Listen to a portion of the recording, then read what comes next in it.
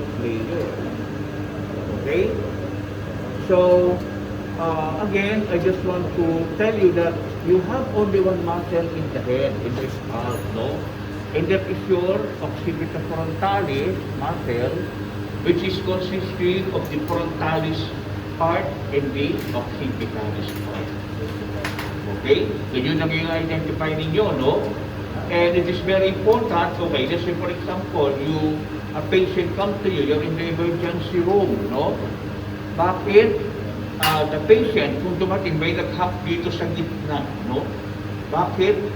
Why are the wounds gaping? Why is the wound gaping? Yes, why is the wound gaping? If somebody hap, okay, in that patient, in the head, specifically that dorsal area of the head. Bakit? Because the frontalis and your occipitalis part of the occipitofrontalis will pull, no? Will pull each other, no? Resulting to the gaping of the wound. Did you get it? So that's why if you find a patient, okay, with gaping wound in the emergency room, you are obliged to suture the wound. Okay, hindi mo pwedeng hindi isusuture ang wound. Kung hindi, nakabuka ka yung sugat. Okay, so you need to suture the wound. Okay, so how are you going to go over with the dissection, no? Dissection of the scalp. So the first thing that you are going to do, no, is you are going to put incision starting from the glabella. Nasaan ang glabella? Ha? Nasaan ang glabella? Okay, then you're going to start incision along the sagittal sinus or along the sagittal suture. And then you're going to extend the suture until you end with your external occipital protuberance. Nasa yung external occipital protuberance? The external occipital protuberance is the marking and the elevated part that you feel at the back of your head. No? Kung saan nag-uublik o saan naggagaling yung inyong local line. Okay? And then, after you put incision along the very middle from the glabella, from here, no?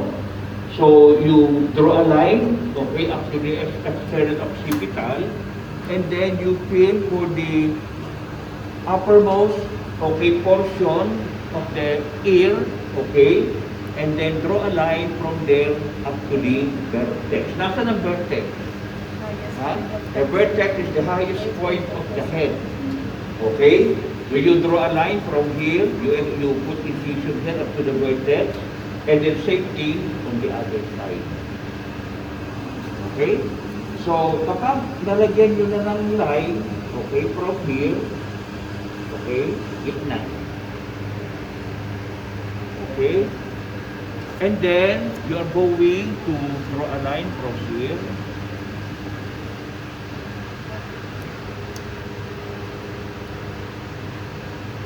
Up to the vertex.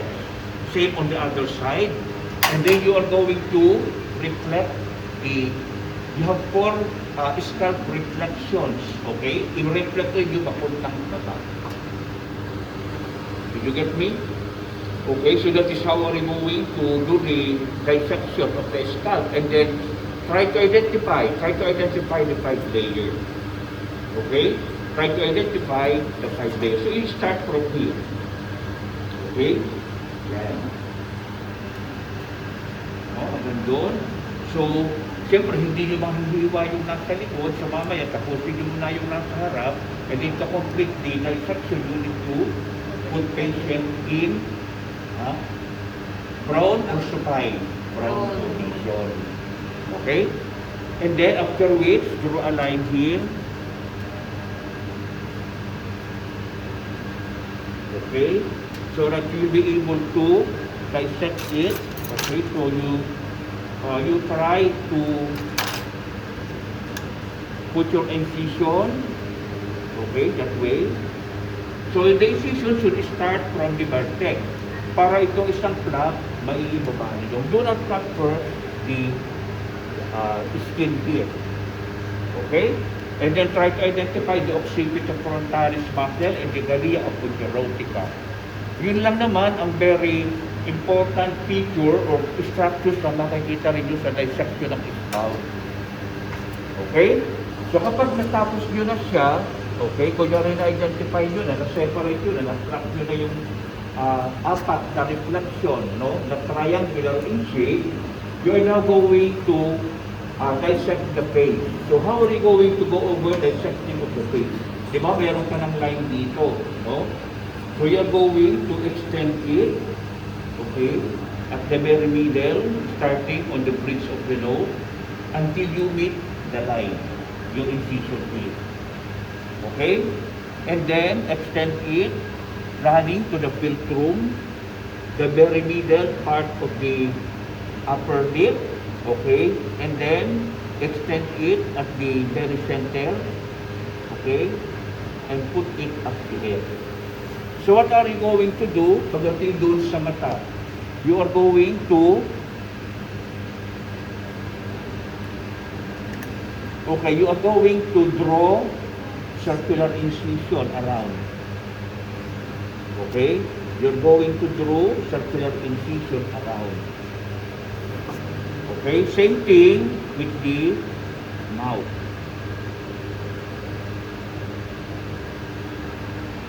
Okay? So, both on both sides. Okay? And then connect it. And then, try to, remember class that the insertion of the muscles of expression inserts to where? So, nag-i-insert ang all muscles of the face. Huh? All muscles of expression will insert in the skin. Okay? So that's why when you try to make incision and remove the skin, your incision must be very shallow. Okay? So pagdating dito ngayon, di ba, naka-plug na dito ngayon, no? So you can now start, okay, up to this point, no? So you can now dissect the skin here. Okay? And then, because in this part, you'll be able to identify ano yung mga muscle na nandito flat. Ganyan lang sa kalikid, no?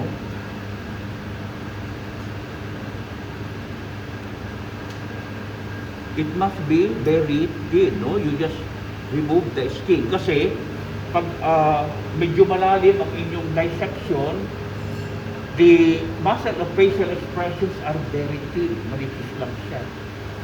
So pag nakapalang incision ninyo, yung inyong dissection, nakita nyo kasama na pala yung muscle doon sa dinissect ninyo sa skin. Okay? So you try to remove, okay, that way. Okay. Usually kasi dapat, no, ginugupit, no?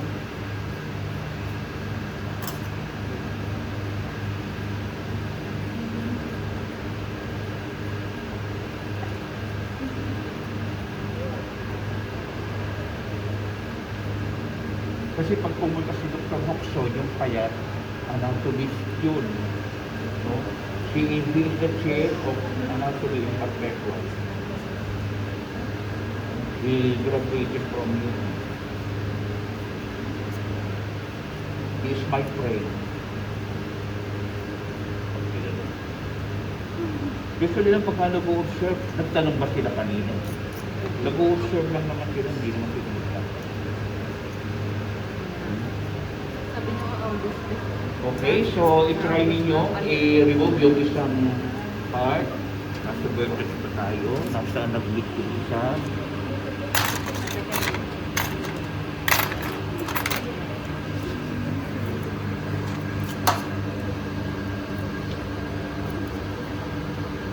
And then, pagka natapos na natin i-dissect yung scalp, no? So Wednesday, i-harvest natin yung brain itong cadaver na ito. Hindi ngayon kasi hindi siya kasama dun sa nakalagay sa schedule. No? Kasi kung ano rin ako nag-schedule, doon lang yung ipapakita. Wednesday daw.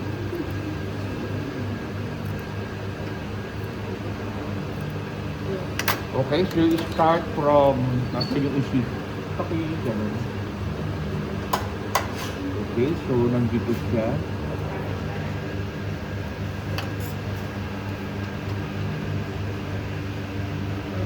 Okay, and then yung kabila, kanan. Dito. Okay, so kukunin natin ito.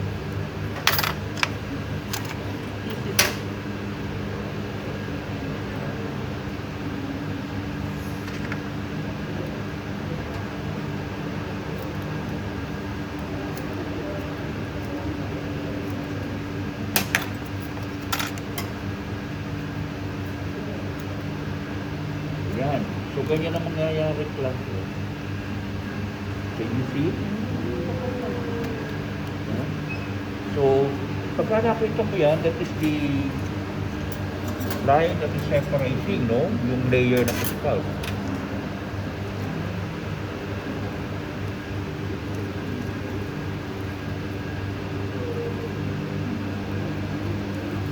Ang smooth naman.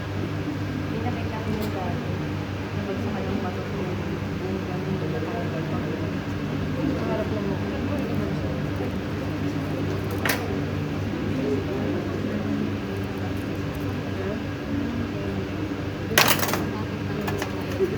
Kapal pala.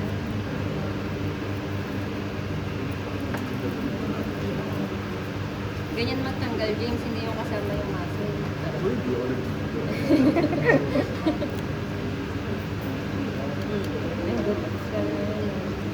May inyura surgeon ka.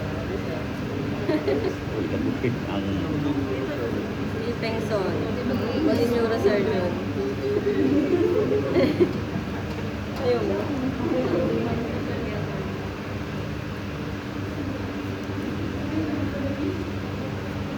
Yan. Ganyan, bali, apat yan mamaya, no? Yan. So, anong muscle ito, class? Kita nyo? Ayan, no? Ito. What muscle occupies the temporal fossa? Temporalis. O, yan yung temporalis muscle. Ayan, no? It is one of the masticatory muscle. Okay. For mastication. Ganyan. Kasama din.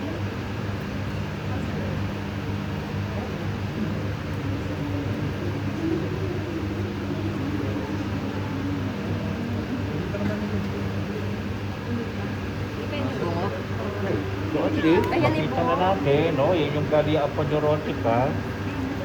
So, tingnan natin yung occipito frontalis. Hindi ba napasama dito? Baka napasama dito.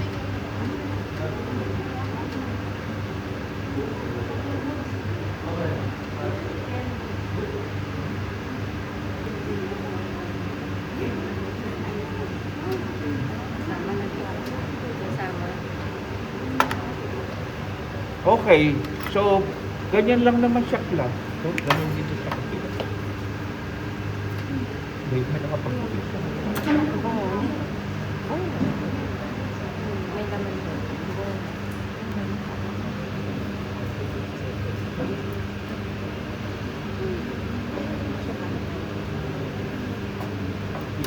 Sabi niya.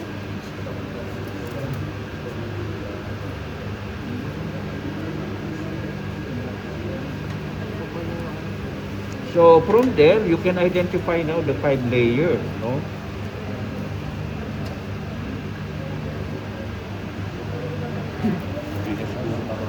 Kanya mo yan.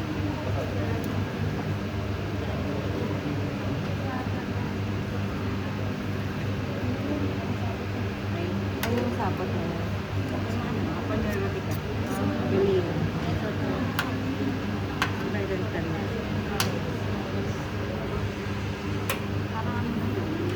Style na siya.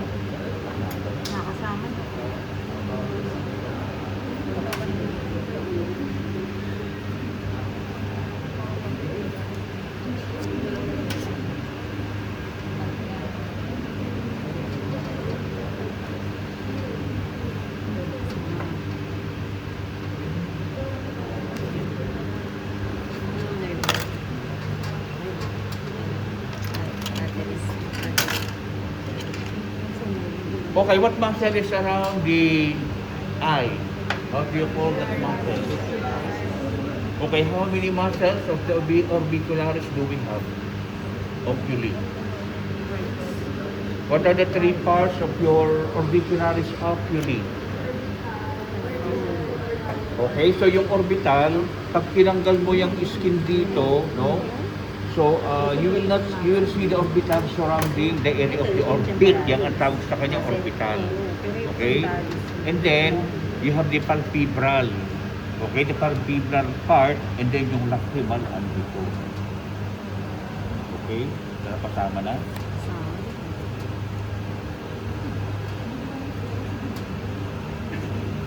So, you try to dissect, no?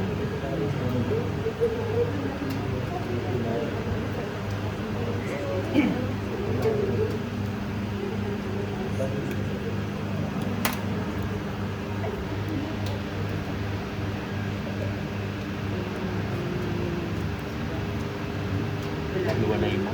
Hindi. Pero ang alam mo, kita yan doon sa kapila. Sa kapit. Wala yung Ay, wala na. wala handle na wala yung Ah, wala. Ang ano yun? Yung sa face ko ba? yung sa face.